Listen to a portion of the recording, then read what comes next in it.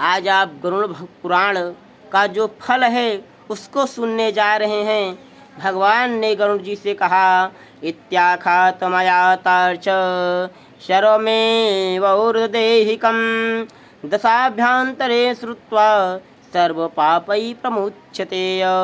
भगवान कहते हैं कि हे गरुड़, मैंने इस प्रकार मनुष्य के मरने के पश्चात का शव कर्तव्य कर्म कहा है। 10 दिन के भीतर इसको सुनने से सब पाप छूट जाता है। यह परलोक के लिए किया हुआ कर्म पितरों को मुक्ति देने वाला और कर्ता पुत्र को वांछित फल देने वाला तथा इस लोक में और परलोक में सुख देने वाला है। हे गरुड़, जो नास्तिक नीच पुरुष इस पितृकर्म को नहीं करते हैं, गरुड़ पुराण नहीं सुनते हैं, उनका जल कभी भी निसंदेह मदिरा के तुल्य समझकर नहीं पीना चाहिए। देवता और पितरों के प्रकोप से उनके पुत्र और प्रपौत्र पौत्र आदि सब दरिद्र होते हैं।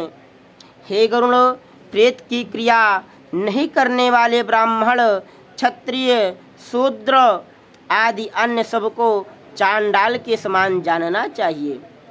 इस पुण्यदायक प्रेत कल्प को जो सुनता है और जो सुनाता है वे दोनों पाप से छूट जाते हैं और उनकी दुर्गति नहीं होती है। माता पिता के मरने पर जो पुत्र इस गरुड़ पुराण को सुनता है उनके माता पिता मुक्त हो जाते हैं और पुत्र संतान वाला होता है।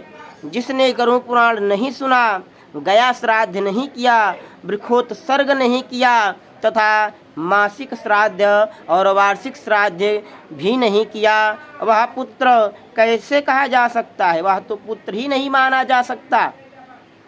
तथा तीनों ऋणों से कैसे छूट सकता है? 3 ऋण कौन कौन से हैं? देव ऋण, पितृ ऋण, ऋषि ऋण ना, यही 3 ऋण हैं। इन तीनों ऋणों से कोई नहीं छूट सकता। तथा माता पिता को तारने के लिए कैसे वह समर्थ हो सकता है? अर्थात कुछ भी करने में समर्थ नहीं है, वह कोई भी कार्य नहीं कर सकता है। इसलिए सब प्रकार का यत्न करके गरुड़ पुराण अवश्य सुनना चाहिए। यह धर्म, अर्थ, काम और मोक्ष को देने वाला है तथा दुख का नाशक है। गरुड़ पुराण पुण्यदायक, पवित्र और पाप नाशक है। सुनने वालों की कामनाओं को पूरा करने वाला होने से सदा सुनने लायक है। नया पुराण सदा सुनने लायक है क्योंकि यह पुण्य की प्राप्ति करने वाला है और जो मन में इच्छा होती है उसको भी पूर्ण करने वाला है। पुण्य करता है इस पुराण को सुनने से।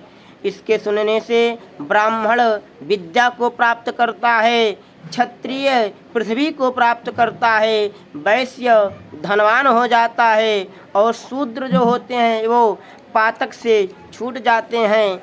हे गरुड़, इस पुराण को सुनकर बाँचने वाले के लिए पहले कहे हुए सैया आदि सब दान देना चाहिए। इसके विपरीत करने से फल नहीं होता है। पहले पुराण की पूजा करके फिर वस्त्र, आभूषण, गोदान और दक्षिणा से आदर पूर्वक बाँचने वाले की पूजा करनी चाहिए तथा अन्न, सोना दान, भूमि दान आदि बहुत से दानों से शुभ पुण्य के फल की प्राप्ति होती है। भक्ति पूर्वक कथावाचक की पूजा करनी चाहिए।